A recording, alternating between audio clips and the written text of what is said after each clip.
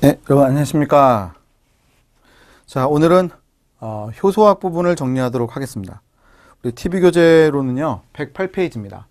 108페이지를 펴보시면 효소 부분이 있습니다. 효소. 자, 효소에 대한 부분을 우리가 좀 정리를 하도록 하겠습니다. 이게 끝나면 에너지와 생성 파트이기 때문에 우리 TV 교재로는 좀 뒤쪽에 있는 내용을 먼저 보고 다시 앞으로 가도록 할 겁니다. 오늘 조금 약간 점프해서 효소하고 에너지 생성 191페이지입니다. 191페이지 이제 광합성 해가지고요. 광합성 그다음 이제 세포 호흡, 광합성과 세포 호흡 이렇게 볼 텐데 각각의 페이지가 좀 시작되는 게 191페이지를 볼 거예요. 191페이지. 자, 그래서 광합성이라고 하면 쭉 보고 그다음 209페이지에 가면 세포 호흡이 있습니다.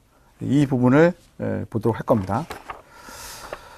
자, 그러면 먼저 효소라는 부분을 보도록 하겠습니다. 효소라는 부분, 우리 108페이지입니다. 108페이지. 자, 이제 거기에 보시면요, 단백질들 종류가 표에 먼저 나와 있죠. 표에 단백질들 종류가 나왔어요. 그러니까 단백질이 우리 체내에서 여러 가지 기능을 다 하는데 그 여러 가지의 일들 중에서 효소로서의 일을 한다라는 게 매우 중요한 특징 중에 하나입니다. 즉 생명체 내에서는 어떠한 반응이 잘 안 일어납니다. 시간이 꽤 걸려요. 반응 속도라는 게 오래 걸리는데 효소가 있으면 그 속도가 매우 단축되기 때문에 빠르게 이제 반응이 일어날 수 있지. 자, 그래서 효소라고 하는 촉매 기능할 수 있는 역할을 하는 그런 단백질이 있다는 겁니다. 단백질이 여러 가지 기능이 있는데 그 중에 촉매하는 기능이 큰 거예요. 자, 그 중에 아래 이제 특징을 보게 되면 효소에 대한 특징이 나왔죠. 자, 첫 번째 여러분. 매우 특수한 모양을 하고 있는, 자, 뒤에 단백질이다, 여러분. 단백질이다. 중요합니다. 단백질. 단백질이라는 것이 중요합니다. 자, 단백질이 아닌 게 있죠. 단백질 아닌 게 있습니다. 리보자임이라고 부르죠. 리보자임. 리보자임이라고 하는 애가 있습니다. 리보자임은 RNA예요, 이건요. RNA인데 촉매 기능을 하는 RNA다라는 것이 리보자임입니다. 리보자임. 그래서 우리 그 36번 각주를 보시면 예외적으로 촉매 기능을 하는 효소로서 RNA 분자가 있다. 그러니까 촉매 기능을 하는 효소와 같은 그 RNA 분자가 있다라는 겁니다. 이들을 우리가 리보자임이라고 한다. 리보자임은 RNA예요. 단백질하고 다릅니다. RNA인데 얘가 뭐예요? 촉매 기능 한다는 거죠. 그러니까 우리 생명체 내에서 촉매 기능 할 수 있는 게 크게 두 가지가 있는 거죠. 하나는 단백질, 하나는 RNA. 촉매 기능을 하는 RNA를 리보자임이라고 부르고 촉매 기능을 하는 단백질을 효소라고 하는 겁니다. 알겠죠? 예. 자, 밑에 보시면요. 2번 기질 특이성이 있다. 효소는 특별한 활성 부위에서 특정한 기질과만 반응한다 했습니다. 기질과만 반응한다. 밑줄 닦으셔야죠. 자, 효소가 작용하는 상대방 물질을 기질이라고 불러요. 기질. 자, 여기 보시면은 효소가 있고 그 효소가 만나는 상대방이 있죠. 얘를 이제 기질이라고 부르는 기질들. 그럼 효소의 이 부위에 들어오게 되는데 이 부위를 우리가 액티브 사이트, 활성 부위라고 부르는 겁니다. 이 부위를 우리가 활성 부위라고 부르는 겁니다. 액티브 사이트. 활성 부위에 저 기질이 들어오는 거였죠. 자, 그러면 효소 기질 복합체가 형성이 되고 뭐 잠깐 시간이 지나면 이제 프로덕트가 만들어지게 돼 있죠. 네. 자, 제일 마지막 줄에 가보시면 효소 분자의 제한적인 부위만 실제로 기질과 붙는데 이 부위를 우리가 활성 부위라고 한다. 그 부위는 단백질 표면에 있는 조그만 틈 이런 걸 말한다. 자, 3번 가보세요. 3번. 자, 여기 이제 교재 그림에, 그지? 활성부위. 기질이 붙는 부위를 우리가 활성부위라고 불렀죠. 활성부위. 자, 조절부위라고 하는 것도 있는데, 조절부위는 효소의 활성도를 조절하는 부위가 조절부위입니다. 자, 일단 3번을 보도록 합시다. 활성화 에너지를 낮춤으로써 화학반의 반응 속도를 증가시켜준다는 겁니다. 매우 중요하죠. 그러나 또 이거 평형 농도는 변하지 않는다. 무지 중요합니다. 그죠? 둘 다 무지 중요합니다. 자, 그래서 이제 내용을 보게 되면 이런 거였죠.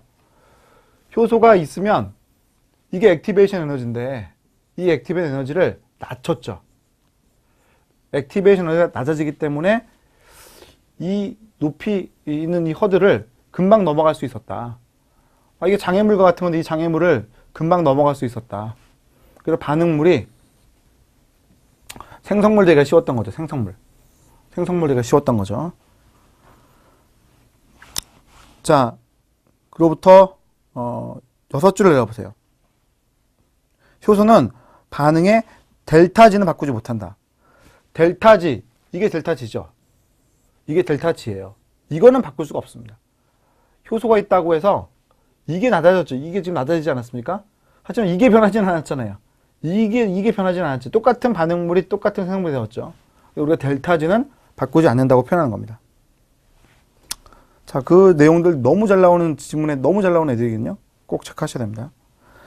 자, 그 다음 문제 아래에 보면요. 효소는 단백질인데 반응 전후에 안 바뀐다. 네, 안 바뀌어요. 자, 이 그림 이제 보시면 이 그림이었죠. 얘 효소죠. 얘가 효소입니다. 효소가 반응이 끝났어요. 안 바뀌었죠. 반응 끝난 다음에 바뀌는 것은 기질입니다. 기질이 생성물이 되었죠. 이게 이제 바뀐 거지. 효소가 바뀌진 않습니다. 자, 그 다음 줄. 자, 어떠한 효소는 비단백질 보조인자가 필요하기도 하다. 단백질이 작용을 할 때 내가 반응하는데 필요한 물질이 보조인자예요. 보조인자들. 그래서 보조인자라고 하는 것들이 간혹 필요하기도 하다라는 겁니다. 자, 앞에 이제 그림으로 좀 설명을 드려보면 이런 분의 기질과 만나야 되는데 뭐 예를 들어서 여기에 마그네슘이 이제 필요하다는 거야. 왜? 기질이 이거 마이너스 차지를 띠고 있다는 거예요. 그럼 마그네슘은 플러스 차지를 띠고 있거든요. 그러니까 이런 애들을 여기다가 붙여가지고 기질과 더 잘 붙게끔 도와준다. 이런 것들이 보조인자가 될 수 있죠. 보조인자. 또는 인상기. 인상기는 음전하를 띠고 있기 때문에 이런 것들도 들어가서 다른 것들이 붙을 수 있도록 도와줄 수가 있어요. 이런 걸 우리가 보조인자라고 부르는 거죠. 보조인자는 반응을 끝내고 나면 필요 없기 때문에 또 빠져나가죠. 자기도 역시 반응을 하는데 참여를 하지만 보조인자도 바뀌진 않습니다. 반응을 참여하고 빠져나가죠. 바뀌지 않습니다. 그치? 네. 자, 다음 장 넘겨보시고. 다음 장 넘겨보세요. 110페이지. 자, 보결인자가 있다. 보결인자라고 하는 것은 영구히 붙어있는 애다. 영구히 붙어있어. 이 보결인자는요. 우리가 헤모글로빈이라는 거 있죠, 여러분. 헤모글로빈. 헤모글로빈이라는 단백질 안에 뭐가 붙어있다? 햄이라는 게 붙어있어. 햄이라고 하는 것은 가운데 철을 가지고 있는 분자입니다. 가운데 철, 이가이온을 갖고 있죠. 이거 갖고 있어. 이거는 헤모글로빈 단백질에 계속 붙어있어. 이걸 이제 우리가 보결인자라고 부르죠. 보결인자. 그래서 보조인자들 중에 어떤 것들은 이렇게 계속 붙어있기도 한 거예요. 산소가 잘 붙어. 산소는 전자를 많이 갖고 있기 때문에 음전하를 많이 띠고 있거든요. 이런 데 잘 붙는 거예요. 자, 그 다음 6번. 자, 효소의 활성은 바뀔 수 있습니다. 기질의 농도, 온도, pH, 염농도에 따라 바뀌죠. 자, 특정한 요소는 활성제, 억제자에 의해 전결 조절될 수가 있다. 자, 우리 이런 부위 있죠. 조절 부위. 활성자 또는 억제가 결합하는 부위예요. 활성자가 붙어? 그럼 일 잘하지. 억제가 붙어? 그럼 일 못하죠.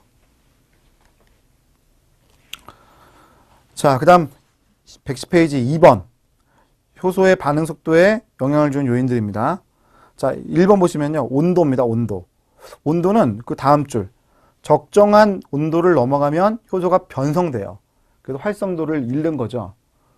자, 활성도가 잃어버릴 수 있다. 온도가 올라가게 되면 그러면 효소 활성도가 떨어진다는 겁니다. 자, 그러니까 우리가 예를 들면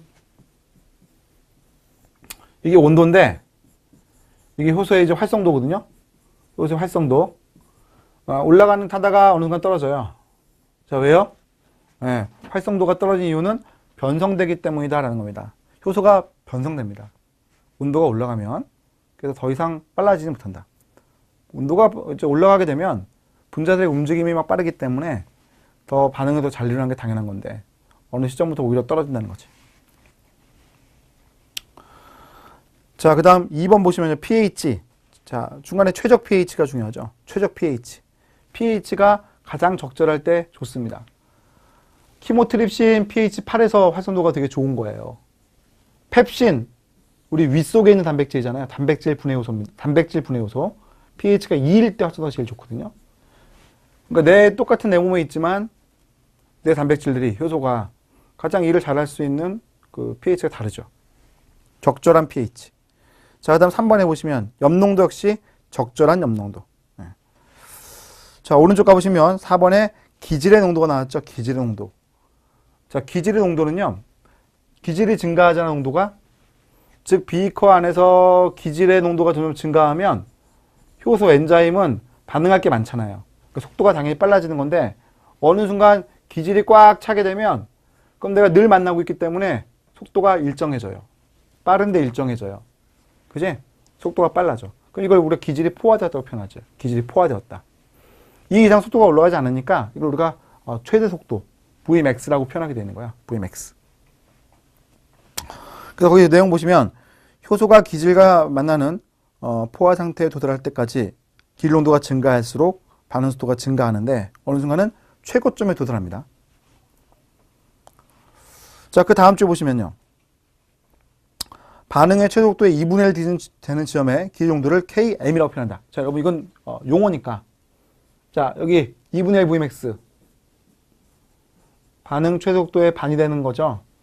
그때 이렇게 쫙 내리면 바로 이 부분이죠. 이 포인트를 우리가 KM이라고 불러. KM. 미카엘렌스 멘텐 상수. 자, KM은 이렇게 표현할 수가 있겠죠. 2분의 1 Vmax에서의 기질의 농도다. 이렇게 표현합니다. 근데 또 하나 되게 유명한 게 하나 있죠. 표현이요. KM이라고 하는 것이 크다 작다라는 걸 표현하는데 KM이 작다라는 것은 무엇과 같냐면 기질과 효소의 친화도가 크다.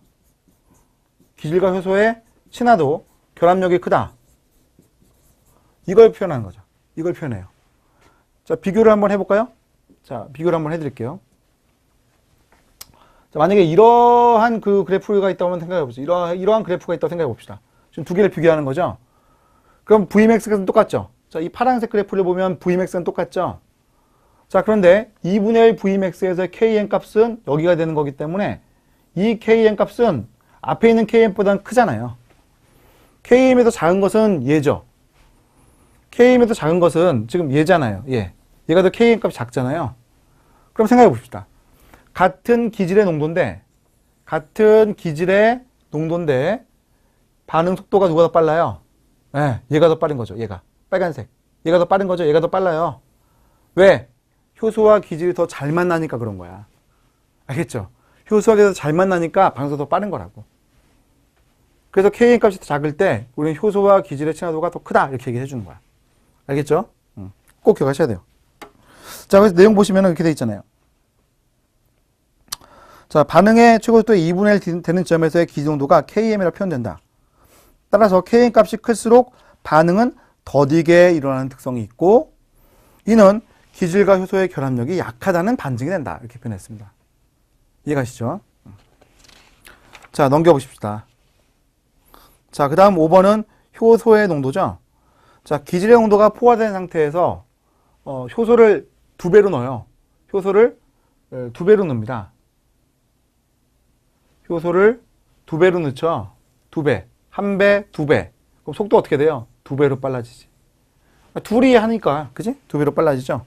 자, 기질이 포화된 상태에서 반응 속도를 빠르게 할 수 있는 방법은 효소의 농도이다. 효소는 첨가될수록 반응 속도가 더욱더 빨라진다. 이렇게 표현한 거잖아요.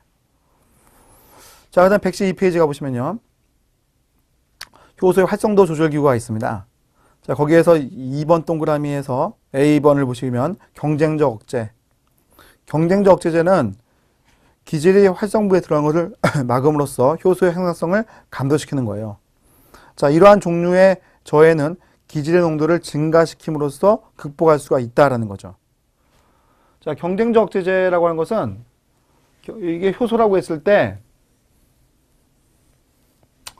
이 효소에 대항해서 같은 부분에 결합하려고 한다는 거죠. 자, 경쟁적 억제제라는 걸 얘기하다 이제 갑자기 끊어져 버렸는데 경쟁자 억제제라고 하는 것은 기질과 경쟁을 하는 겁니다. 자, 그래서 우리가 그 형태를 이제 보게 되면, 자, 이러한 이제 효소가 있잖아요. 자, 이러한 이제 효소가 있습니다. 엔자임 효소가 있습니다. 자, 그때 기질이 들어오려고 한다는 거죠. 자, 기질이 이렇게 들어오려고 해요. 기질이. 얘가 이제 기질, 서브스트레이트야.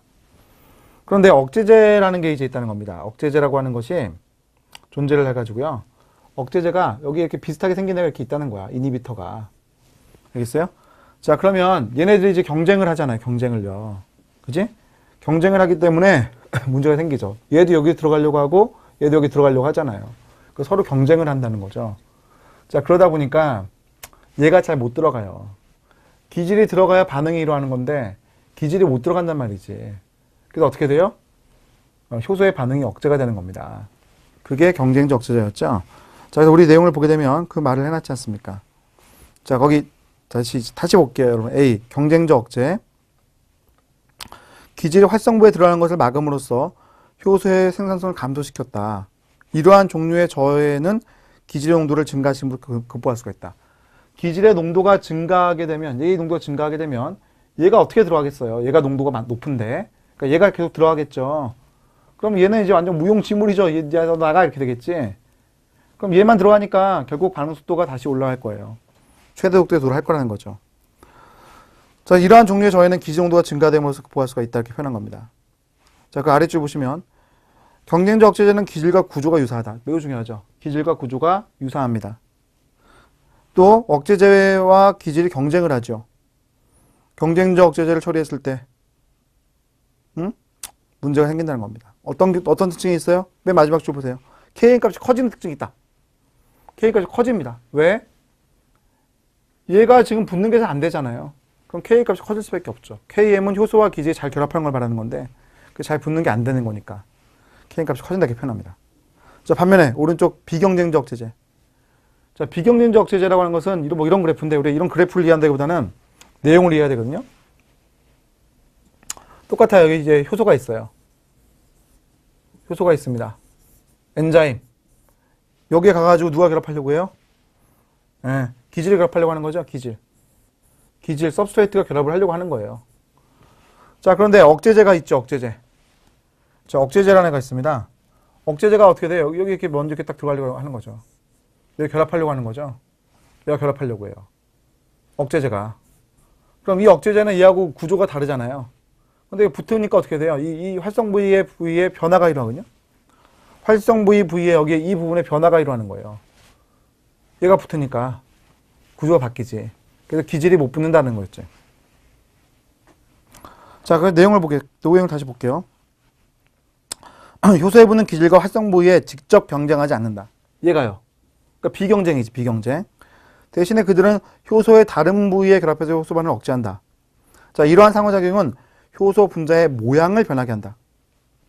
그럼 활성 부위가 기질을 생성물로 변화하는 촉매 반응이 효과적이지 않다. 덜 효과적이다. 이렇게 표현했습니다. 자, 그럼 아래 보세요. 마지막 두 줄. 비경쟁적 억제에 대한 억제는 기질을 많이 첨가한다고 해서 극복될 수가 없습니다. 그리고 얘가 늘 붙기 때문에 Vmax 값이 떨어져요. 즉 최대 속도에 절대 도달할 수가 없죠. 얘가 붙을 수가 있잖아. 언제든지 다 붙을 수 있어 이러고 있거든. 그러면은 효소의 반응이 떨어질 수밖에 없죠. 경쟁적 억제는 다릅니다. 경쟁적 억제는 무조건 기질이 다 들어갈 수도 있어요. 경쟁하기 때문에. 그러니까 Vmax 값을 회복할 수도 있는데 얘는 회복이 안 된다는 거죠. 자, 이런 것들 매우 중요하니까 또 체크를 딱 해야죠. 자, 넘겨보세요. 자, 이번엔 다른 자리 입체성 조절이라는 것이 있습니다. 다른 자리 입체성 조절. 자, 이게 다른 자리 입체성을 보고 있는데, 자, 여기서 우리가 알고 있어야 되는 내용은 바로 협동성입니다. 협동성. 협동성이라는 용어를 이해하셔야 돼요. 협동성이라고 하는 것은 4차 구조 효소일 때 4차 구조의 효소가 가지고 있는 특성입니다. 4차 구조 효소라고 하는 것들은 협동성을 가지고 있죠. 협동성. 자, 이 내용 보세요. 자, 세 줄 갔을 때 효소들이 2개 이상 폴리페프티드 사슬, 소단위로 구성되어 있다는 겁니다. 4차 구조 효소죠. 그럼 활성자가 조절부에 결합한다? 그럼 활성부를 안정화시켜요. 억제가 붙으면 효소를 불활성화시킵니다. 자, 그래서 협동성이 생긴다. 그림 보시면 자, 이게 4차 구조 효소잖아. 4개의 서브유닛이 이루어져 있는데 거기에 활성자가 붙어요. 활성자가 붙었죠. 그럼 어떻게 돼요? 안정화돼요. 반면에 불활성 상태죠.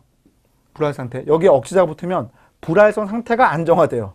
그러니까 불활성 상태가 여러분, 불활성 상태가 안정화됩니다. 불활성 상태가 안정화되었기 때문에 불활성 상태가 남아있다는 얘기예요. 결국 반응 잘 못하죠. 자, 이런 모습 보일 수가 있다. 근데 뭐 이거 잘 안 내요, 우리 시험에. 예, 우리나라 시험들에 이거 잘 안 내요. 이거 냅니다, 이거. 4차 구조 효소는 협동성이 있다. 이건 아셔야 돼. 꼭 아셔야 돼. 자, 여기서 보십시다. 협동성이라는 기작으로 인해 기질에 대한 효소 반응이 증폭된다. 이에 관련된 효소를 알로스테릭 효소라고 부릅니다. 다른 자리 입체성 효소. 활성제, 억제제 모두 결합할 수 있는 조절 부위를 통해 효소 활성을 조절하는 4차 구조의 거대 효소다. 이렇게 표현한 거죠. 자, 여기까지 여러분, 우리가 효소에 대한 얘기였습니다. 자, 이젠 저 뒤로 가야 되죠. 190페이지로 가셔야 돼요. 191페이지로 가보십시다. 세포의 에너지라는 표현이 나오는데, 자, 여기 광합성 파트예요. 자, 191페이지. 자, 양가로 2번. 물질 대사 에너지 대사. 동화 과정. 물질을 합성하는 과정이죠. 동화시키려면 결국 물질을 합성해야 되기 때문에 에너지가 필요해요. 에너지를 흡수하는 발열 반응이죠. 자, 대표적인 케이스는 광합성. 그 다음에 이화 과정. 합성된 물질을 분해하는 과정이죠. 자, 에너지를 방출하는 발열 반응. 대표적인 과정은 세포 호흡. 자, 넘겨보시고. 자, ATP라는 문제 나왔죠. 자, ATP는 고에너지 인산계란 화합물. 자, 이게 ATP죠. 아데닌 리보스가 붙어 있어요. 아데노신. 그 다음 인산계 3개 있죠. 트리포스페이트. 자, 이게 ATP라는 놈이죠. 위에 있는 그림은 좀 더 상세하게 그렸죠. 아데닌, 리보스, 아데노신이죠. 그 옆에 트리포스페이트. 그때 이 끝에 이걸 끊으면은 에너지가 튀어나오죠. 7.3kcal per mol. 이 에너지가 나오죠. 그걸 가지고 세포가 일을 하는 거죠.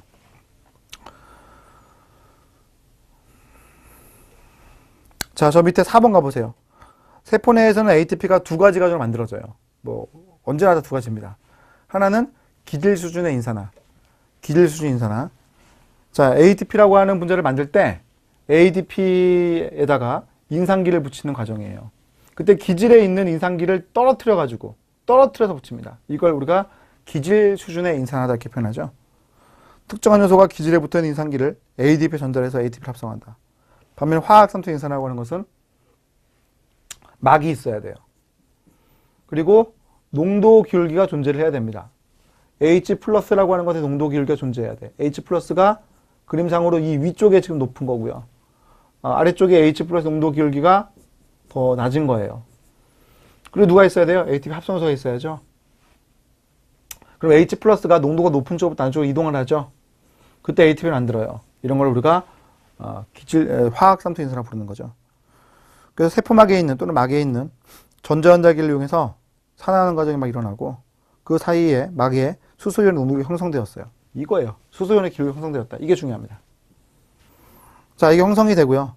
이 상태에서 ATP 만들 수 있는 것, 이것이 화학산소 인산화야. 화학산소 인산화라고 하는 것은 엽록체에서 명반응이 일어날 때, 광인산화 반응이 일어날 때 그때도 일어날 수가 있고 또 하나 미토콘드리아 전자라는 달게 산화적 인산화가 일어날 때 그때도 일어날 수 있지. 그지? 자, 넘겨보시고요. 자, 194페이지 기타 전자운반자들, 뭐 전자운반할 수 있는 애들 그냥 참고로만 보시고 넘어가면 되겠습니다. 자, 그 다음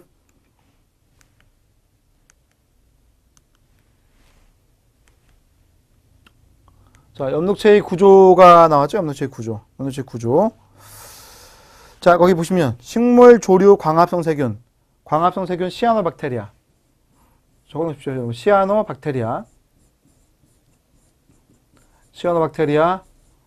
얘가 다른 이름으로 남세균이라고 부르죠. 남세균. 자, 남세균이라고 불리우는 시아노박테리아가 세포 내 공생으로 들어온 애예요. 엽록체는 얘로부터 만들어졌습니다. 엽록체는 얘가 들어와서 만들어진 거야. 이 내막과 안쪽에 있는 부분이 바로 시아노박테리아입니다. 자, 그래서 광합성 세균이라고 하는 것들도 역시 마찬가지 존재한다. 광합성할 수 있는 것은 식물 만들 수 있는 게 아니라 조류와 광합성 세균이 다 하죠. 자, 이산화탄소와 물을 이용해서요. 빛 에너지를 이용하고요. 포당 만들 수 있는 게 특징이지. 빛을 요구하는 명반응, 요구하지 않은 암반응 보면 되죠. 자, 1번 명반응. 자, 엽록체의 그라나에서 일어나죠. 또는 틸라코이드. 엽록체의 틸라코이드. 자, 광학 태양 에너지를 이용해서 ATP, NADPH를 만들어요. ATP와 NADPH가 쓰이죠. 암반응에. 자, 2번의 암반응. 엽록체 스트로마에서 명반응에 합성한 ATP, NADPH 이용해서 포당을 만들죠. 암반응은 에너지를 필요로 합니다만 빛 에너지를 필요로 하진 않죠. 그러니까 암반응은 ATP, NADPH 필요로 하잖아요. 그러니까 화학 에너지를 필요로 하지. 빛 에너지를 필요하지는 않고요. 자, 196페이지 넘겨보시면 196페이지 이제 자, 명반응과 켈빈으로 암반응입니다. 암반응 켈빈으로. 자, 이러한 과정을 이제 보도록 할게요. 자, 이제 양걸 1번에 1번 그라나 틸라코이드죠. 자, 틸라코이드에는 196페이지 2번 동그라미입니다. 1번에 2번. 자, 틸라코이드 막에 빛을 포획할 수 있는 관계 1과 관계 2가 있습니다. 매우 중요합니다. 관계 1과 관계 2. 관계 1과 관계 2. 자, 관계라고 하는 것들은 둘 다 광수학 복합체하고 또는 직광 복합체로 표현하죠. 광수학 복합체 또는 직광 복합체로 표현합니다. 광수학 복합체 또는 직광 복합체로 표현하는데 이들과 반응 중심이 들어 있습니다. 빛의 파장이 짧다. 청색광, 적색광 비교하면 청색광이 훨씬 더 짧은 파장대죠. 400나노미터대. 적색광은 700나노미터대. 그래서 청색광이 더 에너지가 많아요. 자, 오른쪽 가보시면 관계의 구성 했죠. 광수학 복합체 또는 직광 복합체 그리고 반응 중심으로 구성이 됩니다. 반응 중심 안에 누가 있다? 거기 아래에 보시면요. P700, P680 요거 있어요. 이게 있습니다. P700과 P680이 있습니다. 우리 이제 그림에 보게 되면 요거였죠. 그죠? 요거. 이게 P700일 수도 있고 P680일 수도 있지 않습니까? P700일 수도 있고 P680일 수도 있습니다. 자, 얘들이 전자를 내놓는 애들이에요. 전자를 내놓죠. 자, 그 다음 6번 보시면 전자 전달계, 합성연소 복합체 이런 것들도 등장하죠. 자, 양가로 2번 스트로마. 엽록체의 기질 부분에 해당한다. 엽록체의 틸라코이드 바깥쪽 부분. 암반응이 일어나는 장소. 암반응이 일어나는 장소. 켈빈에 관련된 효소들이 각각 들어있죠. 이산화탄소 물로부터 포당을 만든다. 자, 엽록체 DNA와 리보솜이 들어가 있습니다. 리보솜은 70S 유사의 리보솜. 자, 그 다음 엽록소로 가볼까요? 3번의 엽록소. 자, 두 번째 2번 동그라미. 엽록소는 구성원소가 CHONNG, 마그네슘. Mg. 그죠? 마그네슘. 마그네슘이라고 하는 것이 엽록소에 들어가 있습니다. 마그네슘이 엽록소에 들어가 있죠. 그죠? 마그네슘이 엽록소에 들어가 있습니다. 마그네슘 엽록소에 들어가 있죠. 그죠? 여기 엽록소들이 있는데 이 엽록소들 안에 마그네슘이 들어가 있습니다. 자, 그 다음 3번. 식물, 갈조류, 홍조류, 남조류 막 적어놨는데 전부 다 뭐예요? 얘들? 네, 다 달라요. 엽록소들의 종류가 다르죠? 그게 특징입니다. 자, 그 다음 5번 가보시면요. 엽록소는 특성한 파장의 빛을 주로 흡수한다. 흡수 못하는 것은 녹색이죠. 엽록소는 녹색을 흡수 못한다라는 걸 알아놓으셔야 되고요. 자, 넘겨보시고 200페이지. 자, 광합성의 명반응이죠. 자, ATP와 NADPH를 만들어서 암반응을 돌릴 수 있게끔 해주는 것이 명반응입니다. 먼저 비순환적 광인산화 반응. 자, 1번. 관계 2의 전자가 전자전달계를 통해서 비순환적으로 일어날 때 그때 우리가 비순환적 전자 흐름이라고 부르죠. 여기 보시면은 물이 전자를 내놓는 게 특징이죠. 그럼 전자가 두 개가 나오죠. 두 개가. 그 전자 두 개가 계속 흘러갑니다. 이렇게 흘러가죠. 누가 전자를 받는 거예요? 요놈이죠. NADP 플러스. 전자를 주는 애는 물, 전자를 받는 애는 NADP 플러스. 중간에 관계 2번, 관계 1번을 거치게 되어 있습니다. 뭐 중요하죠. 관계 1번, 관계 2번이 아니라 관계 2번이 먼저. 그다음 관계 1번이 나온다는 게 중요합니다. 자, 중간에 있는 것들 뭐 외워놓으시면 좋겠습니다만, 최대한 뭐 많이 외우면 좋죠, 그죠? 근데 이런 것들은 이제 시험에는 그렇게 잘 나오진 않아요. 근데 물로부터 나온다 이거는 뭐 꼭 알아야죠. 자, 관계 2번. 얘가 물로부터 전자를 받습니다. 이건 뭐 꼭 알아야죠. 관계 1번 아닙니다. 관계 2번이지. 관계 2번. P680을 가지고 있잖아요. P680 여기 있잖아요, 여기. 관계 2번에 있는 P 680이 전자를 받는 겁니다. 이게 680이에요. 680이 전자를 받는 겁니다. 자, 그래서 2번과 3번 꼭 알아두셔야 돼. 3번. 관계 2는 물을 분해해서 전자를 공급받는다. 그치? 중요하죠. 자, 그러면 전자가 이동을 하면서 어느 지역의 양산이 농축될 것이냐는 거죠. 4번에 있죠. 자, 전자가 들어가는 거 물의 광분해를 통해서. 자, 물이 분해되면 여기 수소이온이 있고요. 이 시토크롬 복합체라고 하는 것이 이쪽 안쪽으로 H 플러스를 집어넣고요. 그럼 틸라코이드라는 건 안쪽 공간에 H 플러스가 많아지죠. 자, 그럼 뭐가 일어난다? 화학삼투지 연산화. 화학삼투지 연산화 또는 광인산화가 일어나죠. 광인산화. 광인산화라고 하는 것은 H 플러스 나갈 때 ATP를 만드는 거예요. 광인산화 과정은 화학삼투지 연산화의 일종이라고 보시면 되겠습니다. 자, 그래서 ATP 합성소는 내강으로부터 스트롱으로 양성자 이동하면서 다량의 ATP를 만드는 과정이죠. 자, 따라서 비순환적 광인산화 과정에서는 물이 분해되어 생성된 산소, 전자연달과 양성자 이동을 통해서는 ATP, NADPH가 만들어지죠. 자, 비순환적 전자 과정에서 뭐가 만들어져요? ATP, NADPH, 산소 이렇게 만들어지죠. 자, 반면 오른쪽 순환적 광인산화 반응. 순환적 광인산화 반응은 첫 번째 1번 관계 1의 전자가 전자 전달기를 통해서 순환적으로 일어날 때 일어난다. 관계 1, P 700 전자가 나가죠. 그럼 페로옥신이 다시 시토크론을 주기 때문에 이렇게 전자가 도는 거예요. 그러니까 순환하죠. 그 과정에서 ATP 만들어집니다. 왜? 시토크론 복합체라고 하는 것이 H 플러스를 이동시켜야 되는 거죠. 자, 앞에 보신 거 똑같은 그림이에요. H 플러스가 들어가죠. 들어가면 밖으로 나간다고 했을 때 화학산 윤산화에 의해서 광인산화 반응에 의해서 ATP를 만드는 거죠. 마찬가지예요. ATP 만든다는 거죠. 그지? 자, 그래서 순환적 광인산화 반응에서는 물의 분해 없습니다. 관계 2만 하니까. 또 NADP 안 만들어집니다. NADPH 안 만들어져요. 오로지 ATP 만드는 게 특징이지. 자, 그래서 내용 다시 보시게 되면 관계 1의 전자는 페루옥신, 플라스토키논, 시토크롬계 효소, 다시 플라스토 시안으로 가는데 관계 1로 돌아가는 거예요. 중요하죠. 물의 분해는 일어나지 않는다. 이거 중요합니다. 자, 그 과정에서 전자연달을 통해 루멘에, 즉 내강 안쪽이죠. 이 안쪽 공간에 양성자가 농축된 게 특징.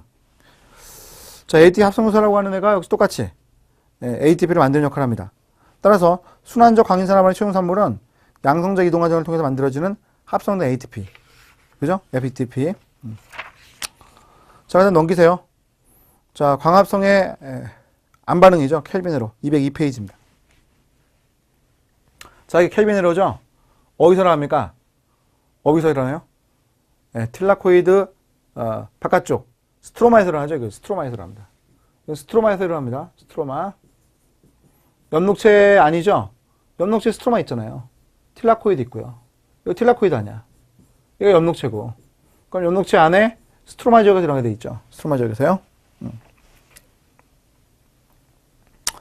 자, 거기 보시면요. 켈빈러에서는요. 명반응에 합성하는 ATP와 NADPH를 이용해서 CO2를 포단으로 고정한다. 이거 뭐예요? CO2 고정입니다. 탄소 고정. 탄소 고정 과정이야. 자, 켈빈러를 들어가는데 C14 추적자를 하고 있다. 자, C14을 우리가 집어넣어요. 탄소를 집어넣어요. 이 탄소를 C14에 집어넣었죠? 그럼 뭐가 제일 먼저 만들어져요? 얘죠. 얘 뭐예요? 3-PGA. 자, 시험엔 이걸로 나와요. 3-PGA. 3-PGA 꼭 기억하셔야 됩니다. 3-PGA. 3-PGA가 제일 먼저 만들어집니다. 그럼 3-PGA라고 하는 것이 만들어져가지고요. 다시 이렇게 회로를 거쳐서 돌 때, 그때 G3P. 이건 이제 G3P라고 부르는데, G3P라고 하는 애가 만들어져가지고요. 얘가 염록체 밖으로 빠져나가는 거야. 염록체 바깥으로 빠져나간 건 얘예요. 이쪽에 염록체가 있고, 염록체 바깥으로 얘가 빠져나갑니다. 그럼 빠져나가면 얘가 G3P가 밖으로 빠져나가가지고요. 얘네 둘이 붙는 것 같아요. G3P 두 개가 붙게 되면 탄소가 6개가 되는 거죠. 이게 이제 포당 만드는 거야. 이게 결국 포당을 만들게 됩니다. 이 과정을 엽록체의 바깥쪽, 엽록체는 이제 안쪽, 이쪽이고 바깥쪽에서 하게 돼 있다는 거죠. 엽록체의 바깥쪽. 자, 넘겨보십시오. 넘겨보세요. 아, 넘기기 전에 여러분 잠깐 203페이지 203페이지에 보시면 그림 있지 않습니까? 이래서 그림 있죠? 이건 이해하셔야 되죠. 자, 식물이 광합성하는데 중요한 것은 이겁니다. 자, X축 빛의 세기. 식물에게 중요한 것은 빛의 세기예요. 빛이 세야 돼. 빛이 세면 셀수록 광합성이 잘 돼요.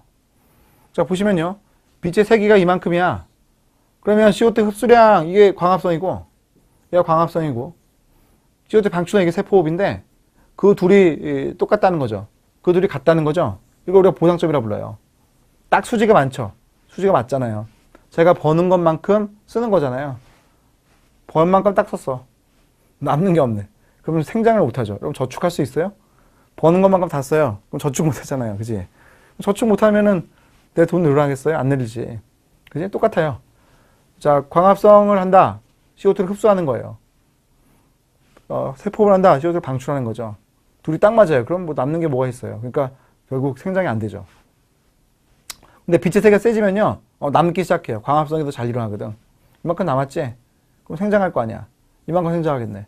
빛의 세기가 세면 셀수록 생장을 잘하는 거죠. 그러면 엄청 세면 좋겠네. 그것도 안 좋아요. 왜냐면 빛의 세기가 너무 세면 광재 현상이 된다. 광저해 현상. 광저해.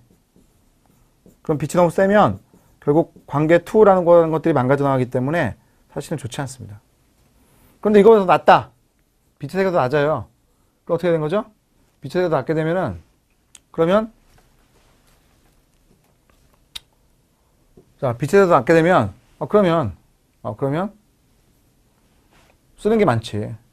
그치? 빛의 세기가 세지 못하니까 낮으면 버는 건 없고 광합성 못하고 쓰는 것만 많죠. 그럼 이제 수지가 안 맞잖아야 빈털터리 해야 되겠죠. 그죠? 자, 넘겨보시고요. 그 다음 204페이지 광호흡이죠. 자, 광호흡. 대부분의 식물은 날씨가 덥고 건조하면 잎 표면의 기공을 닫아가지고요. 수분을 보존하는 거예요. 근데 이렇게 되면 잎 내부의 CO2는 낮아지고요. O2가 축적이 되기 때문에 켈빈으로 들어가지 않고 광호흡 경로로 가게 되겠습니다. 광호흡 경로. 그럼 광호흡 보세요. C3 식물. 이건 광호흡하는 식물입니다. C3 식물은요. 광호흡하는 식물이에요. 벼가 대부분이죠. 벼가 대표적입니다. C3 식물의 대표적인 케이스는 벼입니다. 벼. 이게 C3인데 이게 벼예요. 얘는 C4입니다. 옥수수. 이거 모습이 달라요. 전혀. 광합성하는 여백세포라고 하는 것들이 여기 쫙 일렬로 펴져 있잖아요. 얘는 인맥이라는 거 주변에 있는 거야. 완전 다르죠. 유관속세포라고 하는 것이 있긴 있는데 잘 안 발달이 안 되어 있어. 근데 C4 식물은 뭐 엄청나게 잘 발달되어 있습니다. 그게 특징이죠. 이게 유관세포를 지금 표현한 것 같고 바깥쪽에 여백세포를 표현한 것 같은데 어쨌든 유관세포가 안쪽에 있고 그 바깥쪽에 여백세포가 있는 게 특징입니다. 자, 먼저 이제 1번을 볼게요. 여러분, 광호흡 C3 식물. 자, 켈빈으로의 주요한 요소인 루비스크 요소가 RUEP의 CO2뿐만 아니라 O2를 결합시킬 수도 있죠. RUEP에 CO2 붙으면은 탄소 고정이지만 O2 붙이면 산소 고정이 탄소 고정이 아니라 산소 고정이죠. 자, 그래서 온대지방 식물은 어떻게 돼요? 그 다음 주 보시면 루비스크 요소가 RUEP에 CO2 대신 O2를 결합시킨다는 말이야. 그래서 글리콜산이라고 하는 물질을 만들어요. 그럼 글리콜산은 필요가 없기 때문에 분해가 됩니다. 포옥시전과 미토콘을 거쳐서 분해가 되는 거죠. 자, 따라서 광호흡은 포도당 생산하지 않는 과정이기 때문에 탄소는 유실 현상이 되는 거죠. 자, 그래서 건조한 지방에 살고 있는 식물들, 이걸 이제 고칠 만한 어떤 방법을 만들어내는 거죠. 자, 먼저 이제 아래에 가보시면요. C3 비교를 했습니다. C3 식물 CO2가 루비스크 효소에 의해서 삼탄소화합물인 3-PGA로 최적 고정되는 게 특징이에요. CO2 고정과 포도당 합성은 잎의 여백세포에서 동시에 일어납니다. 언제요? 당연히 낮이죠. 당연히 낮에 일어나는 거죠. 낮에 광합성 하잖아요. 반면에 C4 식물을 보십시다. 자, C4 식물은요. 공기 중에 CO2 농도가 낮아도 광호흡이 일어나지 않습니다. C3 식물에 비해 광합성 효율이 높아요. 왜냐면 얘들은 저장할 수 있으니까. 자, 얘들은 저장합니다. 저장해요. 어떻게 해요? 이거 말산이죠. 말산. 옥살과 말산. 사탄소화합물. 사탄소화합물, 말산. 밀산이라고 잘못 오타가 나 있는데 말산입니다. 말산. 말산. 고쳐주세요. 이거 말산. 자, 말산이라고 하는 애가 있다. 말산. 옥살초산. 둘 다 사탄소화합물입니다. 이산화탄소 여기다 막 저장해 놓은 거예요. 자, 그리고 어떻게 기공을 이제 닫죠. 여기 밑에 있는 기공이 닫혀요. 기공이 닫히게 되면 CO2가 못 들어오잖아요. 기공이 열려야 CO2가 들어오는데 못 들어와. 그때 어떻게 말산이 야, 내 거 줄게. CO2 주는 거죠. 야, 내 거 줄게. 걱정하지 마. 내가 열벽세포 만들어 놨거든 하고 주는 거예요. 그러니까 유관세포에서 누가 있어요? 켈빈으로 돌리는 루비스코 요소가 있죠. 루비스코 요소 고마워 이렇게 되지. 고마워. 열심히 할게. 응? 자, 그래서 내용 봅시다. 자, 공기 중에 CO2 농도가 낮아도 광업이라지 않습니다. 왜? 루비스코 요소가 CO2가 만날 수 있어요. 말산을 미리 만들어 놨다는 거죠. 자, 그래서 아래에 이제 보십시오. 세 번째 네모에 CO2의 고정과 포장 합성이 공간적 분리로 나타난다. CO2의 고정은 열벽세포에 일어나고 켈빈으로는 유관촉 세포에 일어나는 거죠. 열벽세포에서는 PEP 카르복실화 요소입니다. 얘가 탄소 고정하는 요소예요.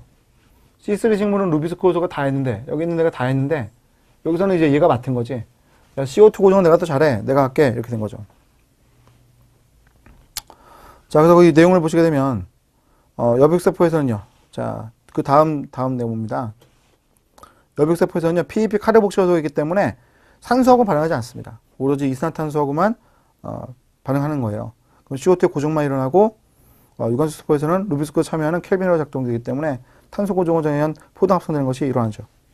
다음에 3번 캠 보겠습니다. 캠. 사막에 사는 식물들은 수분을 보존하기 위해 밤에 기공을 열어요. CO2를 C4화합물 똑같습니다. 옥살수산과 말산으로 고정시켜가지고요. 저장해놔요. 그럼 낮에. 자, 밤에는 뭐 기공을 열 수가 없잖아요. 그지? 그래서 낮에 기공을 열 수가 있습니다. 겨우. 낮에, 죄송합니다. 낮에 기공을 열 수가 없잖아요. 그래서 밤에 기공을 열어가지고요. CO2를 받아들이는 거고요. 낮에 기공을 못 닫아놓죠. 그죠? 거꾸로겠네요. 자, 그럼 어떻게 해? 말산과 옥살수는 똑같이 사탄소 화합물인데 이산화탄소를 빼내오는 거죠. 그것을 가지고 역시 켈빈으로 돌리게 되는 것이 특징입니다. 자, 넘겨보시면 표 있죠, 여러분. 표 정리하셔야 돼요. 어떤 건지 표로 정리를 잘 하시면 되겠습니다. C4 식물과 캠 식물에 루비스코 요소가 있습니다, 여러분. C4 식물, 캠 식물에 루비스코 요소가 있어요. 이거 없다고 하시면 안 돼요. 켈빈으로 들어가기 때문에 여기에 루비스코 요소가 있죠. 있지 않습니까? CO2를 받아들이죠. 말산과 옥살수는 빼내온 거잖아요. 그걸 받아가지고요. 켈빈으로 들어가는 거예요. C4 식물이든 캠 식물이든. 근데 C4 식물은 공간적 분리를 한 거죠. 여백세포와 유관세포를 공간적 분리한 거고, 그 다음에 캠 식물은 시간적 분리한 거죠. 그래서 위에 단계에서는 탄소 고정만 한 거고, 아래 단계에서는 뭐만 했어요? 켈빈으로만 돌린 겁니다. 켈빈으로 돌아가려면 루비스코가 있어야 되겠죠. 자, C4 식물, 캠 식물은 탄소 고정은 PEP 카르복실화 요소가 죠. PEP 카르복실화 요소가 합니다. PEP 카르복실화 요소가 옥살수를 만드는 것을 처음에 한 거예요. 자, 206페이지 아래로 한번 가보시면요. 세균의 광합성과 화학합성이라는 게 나왔죠. 자, 거기 내용 보시면요. 광합성 할 때는 물을 뭘로 썼어요? 전자공유제로 썼었죠. 관계 2가 물을 전자공유제로 썼습니다. 근데 어떠한 세균들은 이산화황을 이용하기도 합니다. H2S. 예? 전혀 다른 것을 이용하기도 하죠. 우리가 황을 이용한다는 게 특징입니다. 황. 자, 옆에 가보시면요. 질소 동화 과정이죠. 질소 동화 과정. 자, 탄소 고정 과정을 우리가 배웠고요. 질소 고정 과정을 이제 배울 건데, 질소 고정 과정은 약간 독특해요. 자, 대기 중에 질소를 이용한다는 게 특징입니다. 그건 이산탄소 마찬가지잖아요. 대기 중에는 이산탄소 고정했듯이 대기 중에 질소를 고정합니다. 그런데 이걸 누가 하냐면 세균만 합니다. 세균. 자, 중요합니다, 여러분. 세균만 해요. 식물이 못합니다. 식물은 탄소 고정할 수 있지만 질소는 고정하지 못하죠. 그럼 질소가 이제 세균에 의해서 들어오는 거예요. 자, 질소 고정 세균 중에 대표적인 애가 뿌리오박테리아죠. 뿌리오박테리아. 콩가 식물에 감염되어 가지고요. 분열을 막 일으키는 애예요. 이게 이제 뿌리오박테리아. 얘가 질소 고정하는 애입니다. 그럼 암모니아가 만들어지잖아요. 그런 거 암모니아가 질산균이라는 것들이 있죠. 질산균이라는 것들이 있고 그 질산균들에 의해서 이렇게 질산염이 돼요. 질산염을 식물이 흡수할 수 있습니다. 음이온들은 식물이 흡수를 잘하기 때문에 식물에게 싹 흡수해요. 흡수를 하게 되면 식물 내부에 다시 암모늄으로 바뀌고요. 얘가 질소 동화 과정에 이용될 수가 있습니다. 자, 질산염이라고 하는 것은 다 들어오는 게 아니라 일부는 탈질화균에 의해서 다시 대기 중의 질소로 들어갈 수도 있어요. 세균에 의해서 된다는 것을 꼭 기억하시면 좋겠습니다. 자, 207페이지 보시면요. 대기 중에 있는 질소, 암모늄 이온의 형태로 전환되어야 한다. 그래, 아미노 합성에 쓸 수 있으니까. 근데 암모늄형으로 전환되려면 이 과정을 말하는 건데, 처음에 질소 고정세균이 암모늄 이온의 형태를 만들긴 만들거든요. 근데 이게 식물이 얘를 잘 흡수 못하기 때문에 질산균에 의해서 NO3-로 바꿔줘야 되는 거예요. 그러니까 NO3-로 바꿔주면 그걸 이제 식물이 흡수할 수가 있거든요. 그러니까 흡수하면 암모늄 이온으로 다시 식물이 만드는 거죠. 자, 여기 내용을 보시게 되면, 자, 대기 중의 질소는 세균과 남조류에 의해서, 아까 남세균이 있었죠. 시아노박테리아. 그놈 말합니다. 남세균이나 남조류 똑같은 표현이에요. 자, 암모늄염으로 고정이 되고 토양에 공급이 됩니다. 대표적인 것은 누구? 뿌리옥 박테리아. 콩과 식물에 사네. 콩과 식물에 기생합니다. 뿌리옥을 만들죠. 콩과 식물의 뿌리에 혹을 만드는 역할을 하는 게 이 뿌리옥 박테리아예요. 주의할 점, 여러분. 콩과 식물이 하지 않습니다. 콩과 식물 안 해요, 여러분. 세균이 하는 거죠. 질소 고정은 세균이 합니다. 그 콩과 식물에 저 세균이 감염되어 있는 거죠. 알겠죠? 그 주의하셔야 돼요. 질소 고정은 콩과 식물이 한다. 이러면 틀립니다. 자, 그러면 세균이라고 하는 애가 콩가루에 잘 붙어 사는 거예요. 거기에 이제 뿌리 혹덩어리를 만들고 자기가 분열해 있단 말이지. 그곳에서 뭐예요? 질소를 고정하고 있는 거예요. 암모늄 이온을 막 만들고 있는 거죠. 자, 그럼 만들었고 이제 내놨죠. 토양에 내놨죠. 자, 그러면 다음 주 넘겨보세요. 208페이지. 자, 세균이나 남조류에서 고정된 질소 화합물이 있다. NO4 플러스 암모늄염. 식물에 직접 흡수될 수도 있지만 매우 적은 양. 자, 많은 양은 토양 속에 있는 질화세균, 질산화균, 아질산균 또는 질산균이라고 부르죠. NO2- 아질산, NO3- 질산. 이걸 만드니까 아질산균, 질산균 이렇게 부르는 거예요. 자, 아질산균, 질산균에 의해서 어떻게 돼요? 순차적으로 질산염이 되죠. 그럼 질산염이 식물로 흡수되는 거죠. 그러면 식물은 아미노산에 직접하는 것은 암모늄이기 때문에 갖고 들어온 흡수한 질산염을 뭐로 바꿔요? 바꾸죠. 뭘로요? 암모늄염으로 바꾸죠. 그럼 암모늄염을 가지고 반응한다는 거예요. 그 아래 보시면 암모늄염을 가지고 알파케토글루타산이라는 물질과 결합시켜서 최초의 아미노산인 글루탐산을 만든다는 거죠. 뭐 여기까지 알아놓으시면 좋겠습니다. 글루탐산 만든다. 근데 시험 문제는 거의 이 앞쪽 걸 잘 물어봐요. 얘를 결국 갖고 들어가면 글루탐산 만들어야 되는 거예요. 글루탐산. 이거 이렇게 글루탐산 이렇게 적습니다. 식물 내부에서 글루탐산으로 바뀐다는 거죠. 자, 이렇게 해서 우리가 식물에 있어서 광합성, 그 다음 질소 고정 과정 이렇게 봤습니다. 광호 과정도 봤습니다. 여러분 지금 배운 그 내용들을 여러분 머릿속에 잘 기억을 하고 계셔야 돼요. 알겠죠? 자, 이번엔 세포 호흡이라는 부분을 보도록 하겠습니다. 세포 호흡입니다. 자, 세포 호흡에서 첫 번째 유산소 조건에서의 반응, 무산 조건에서의 반응, 포당, 지방, 반응 정리 이렇게 해줄 겁니다. 그지? 자, 우리 시험은 이제 거의 탄수화물 이용한 것만 출제를 하거든요. 여러분, 탄수화물을 이용하는 것만 출제하는 거예요. 우리가 3대 영양소는 사실은 뭡니까? 지방도 있고 단백질도 있지 않습니까? 지방도 있고 여러분 단백질도 있는데 우리가 이제 거의 출제하는 것은 이거 탄수화물만 가지고 출제를 하는 거예요. 탄수화물만 가지고요. 그 탄수화물을 내가 섭취를 하게 되었을 때 그 탄수화물이 이제 단당류인 포도당으로 쪼개지죠. 자, 여기 이제 단당류인 포도당으로 쪼개집니다. 이게 포도당이 되죠, 포도당. 자, 그럼 포도당이 되게 되면 이 포도당을 쪼개죠. 이게 해당 과정 아닙니까? 해당 과정을 쪼개죠. 그럼 뭐가 됩니까? 피로부산이 되잖아요. 피로부산. 그럼 피로부산이 되었다고 했을 때 이 피로부산이 산소가 있는 것과 없는 것이 다르잖아요. 산소가 없어요. 산소가 없습니다. 산소가 있어요. 그죠? 산소가 있습니다. 전혀 다르죠. 그죠? 자, 피로부산을 산소가 있으면 어떻게 합니까? 미토콘드리아를 집어넣어 가지고요. 이 피로부산 산화 과정 TCA 회로 거쳐가지고 CO2로 완전히 쪼개버리게 되는 거고요. 만약 산소가 없어요? 그럼 피로부산 어떻게 됩니까? 젖산이 되는 거죠. 젖산 발효라는 현상이 일어나는 겁니다. 만약에 이것이 효모라면 그러면 젖산 발효가 아니라 알코올 발효가 일어나게 되어 있죠. 자, 이 과정이 이제 일어나는 것을 우리가 살펴보자는 거죠. 자, 지방을 또는 단백질을 에너지원으로 쓸 수도 있는데 이건 이제 우리의 기본적인 그 과정, 기본 과정, 우리가 생물의 기본 과정이라고 하는 파트에서는 잘 다루지 않는 내용들이에요. 우리가 크게 관심이 없죠, 그죠? 뭐 우리가 뭐 의대 가는 준비를 할 필요도 없고, 예? 약대 갈 준비를 할 필요도 없기 때문에 또 우리가 뭐 또 전문적으로 이거 공부하는 사람들이 아니죠. 그러니까 일반적인 과정에서는 이런 건 잘 안 되죠. 거의 이것만 이제 물어보는 거죠. 응? 자, 이제 내용을 보도록 합시다. 자, 세포는 포도당과 같은 에너지 분자를 분해해서 ATP 형태의 화학 에너지를 만들게 되어 있죠. 물질을 분해시키는 과정은 산소가 있는 경우와 없는 경우에 다르게 일어난다 했지 않습니까? 자, 산소가 공급되는 경우 세포 내에서 포도당은 세포질과 미토콘드리아에 거쳐서 이산화탄소 완전히 분해되는데 그 과정에 다량의 ATP가 만들어질 수가 있습니다. 반면 산소가 공급되지 않는다면 포도당은 세포질 유기물 형태로 전환되고 소량의 ATP를 합성한다는 거죠. 자, 그래서 아래 보시면 유산소 호흡의 과정입니다. 유산소 호흡이 훨씬 더 효율적이에요. 포도당 한 분자를 다 썼다고 했을 때 이 과정에서는 36개 ATP가 만들어지죠. ATP가 36개 만들어지거든요. 근데 이 과정을 통해 ATP가 2개밖에 안 만들어져요. 2개. 또 2개가 이렇게 안 만들어지죠. 그러니까 이거 얼마나 이게 비효율적입니까? 네? 그러니까 근육 내에서 만들어진 ATP 개수만 따져본 건데 근육 내에 36개 만들어지는데 얘는 2개 만들어지는 거야.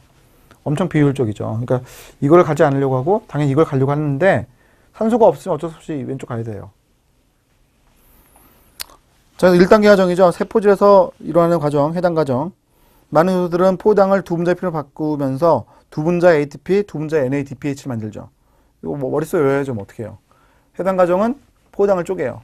그럼 피루부산 2개, NADH 또 2개, ATP 또 2개. 그치? 다 2개씩 만들어지는 거야. 다음 장 넘겨보시고. 자, TCA로죠. 자, TCA로라고 하는 것은 미토콘드리아 안에서 일어나는 거예요. 그럼 TCA로서 뭐가 만들어지는가? 또 머릿속에 들어가 있어야 돼요. TCA를 통해서 뭐가 만들어져요? CO2. 그죠? 이 CO2, 또 ATP, NADH, 또는 FADH. 이거 알아야 돼요. NADH, FADH, FADH2. 응? 자, 그다음 3단계. 화학산소 인산화. 화학산소 인산화는 ATP를 만드는 과정이죠. 자, 그래서 이건 산소가 있을 때 개괄적인 과정을 보여주고 있는데 해당 과정을 거쳐가지고요. 포도당 한 분자가 피루부산 2개, ATP 2개, NADH 2개가 되었고요. 그때 얘를 TCA 회로로 집어넣었죠. 이게 이제 TCA로 넓게 보면 얘가 TCA로인데 또는 시토회로로 볼 수도 있고요. 이 과정을 통해서 ATP, 그지? 그 다음 NADH, 그 다음 또 FADH2. 자, 이렇게 만들었죠? 이렇게 만들었어. 이렇게. 그리고 CO2가 이제 필요 없는가? 필요 없잖아요. 그죠? CO2를 밖으로 버리는 거죠. CO2를 밖으로 버렸죠. 그래서 만드는 걸 따져보면 이렇게 4종류가 만들어지는 거야. 그럼 산화적 인산화 과정을 통해 가지고요. 전자전과 화학산소 인산화가 일어나면 결국 ATP를 다량으로 만들 수 있는 게 특징이었죠. 자, 그 다음 4번. 세포 호흡의 기질과 호흡률. 우리가 세포의 호흡 기질이라고 부르는 것은 에너지를 말한다. 3대 영양소 있잖아요. 탄수화물, 지방, 단백질. 자, 그걸 이제 이용한다고 했을 때 들어가는 산소 대비 생성되는 이산화탄소의 비율을 가지고 호흡률을 측정하는 거예요. 그래서 개수를 보게 되면 6분의 6 이렇게 되겠죠. 여기서는요. 탄수화물을 이용하게 되면 산소 6개가 소모되는데 산소 6개가 이산화탄소 6개 만들어지잖아요. 그러니까 6분의 6이에요. 그 호흡률 1이죠. 지방은요. 146개의 산소가 만들어지고 102개의 이산화탄소가 만들어지기 때문에 146분의 102. 그 호흡률은 0.7. 단백질 0.8 이렇게 되는 거죠. 자, 그래서 유산소 호흡 과정. 자, 해당 과정입니다.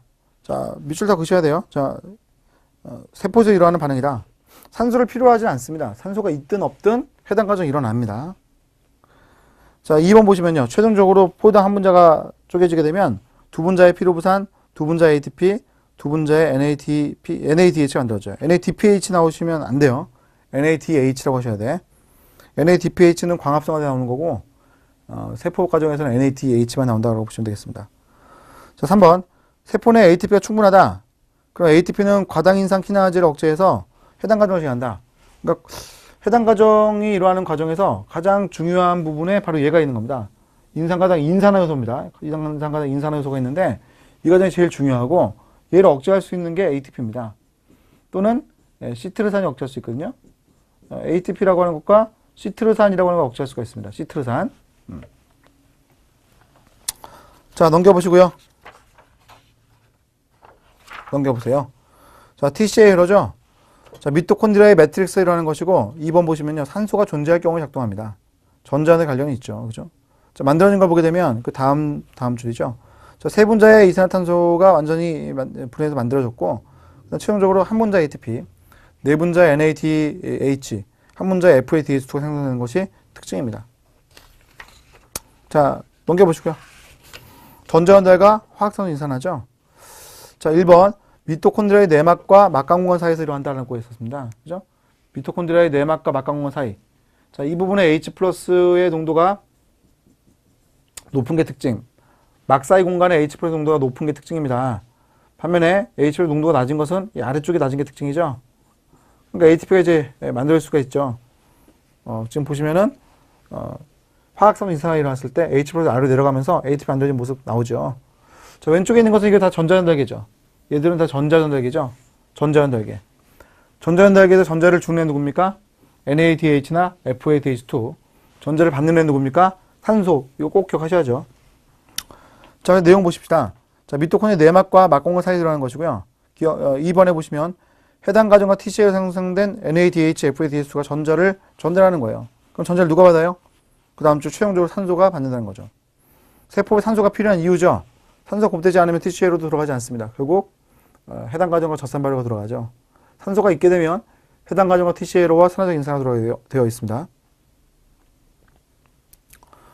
자, 그 다음에 이제 오른쪽 가보시면요. 근육세포에서 ATP 몇 개 만든다는 것 정도는 아셔야 돼요. 36개? 이거 기억하시면 좋겠습니다. 자, 그 다음 발효죠, 발효. 자, 발효는, 그 다음 장 넘겨보시면 젖산 발효, 알코올 발효가 있는데 이 두 가지를 아시면 돼요. 자, 젖산 발효라고 하는 것은, 어떻게 일어난 겁니까? 거기, 내용 보시게 되면. 자, 산소가 공급되지 않을 때 얘기죠. 산소가 공급되지 않을 때. 그때 문제가 되는 게 젖산 발효예요. 자, 여기 내용 보시면 첫 번째 줄. 극과 운동을 했을 때 근육의 산소 공급이 늦어졌어요. 그럼 피로부산은 NADH에서 환원되어서 젖산이 된다는 거죠. 자, 그래서 우리가 만들어지는 물질을 알고 있어야 되는데 젖산 발효라는 것이 일어나는 것은 산소가 이제 없을 때 일어나는 거야. 피로부산이 이것도 못합니다. 피로부산이죠. 피로부산. 산소가 희박하잖아요. 그럼 에탄올 발효라든지 젖산 발효가 일어나죠. 사람의 경우에는 젖산 발효, 효모의 경우 에탄올 발효가 일어나는데 그때 젖산 발효 이거예요. 자, 좀 복잡해 보이는데 이렇게 생각하시면 될 것 같아요. 자, 포당이라고 하는 분자가 쪼개져 가지고요. 피로부산을 만들었잖아요. 피로부산. 이게 있고요. 또 NADH가 있었잖아요. 이거를 바꾸는 거야. 자, 피로부산은 뭘로 바꿔요? 젖산으로 바꾸는 거고요.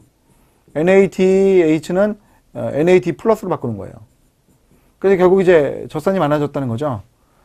자, 이 NADH 얘가 전자를 이 피로부산 전달한 거거든. 전자 두 개를 이렇게 전달한 거야. 피로부산한테. 그러니까 이 피로부산이라고 하는 애가 젖산이 되는 거고 전자 두 개가 전달되었기 때문에 얘는 NAD 플러스 더하기 생략되는 것은 H 플러스. 자, 이렇게 전자 두 개가 나간 거죠. 전자 두 개가 사라진 겁니다. 플러스 전자 두 개 사라졌잖아. 누가 가져왔어요? 피로부산.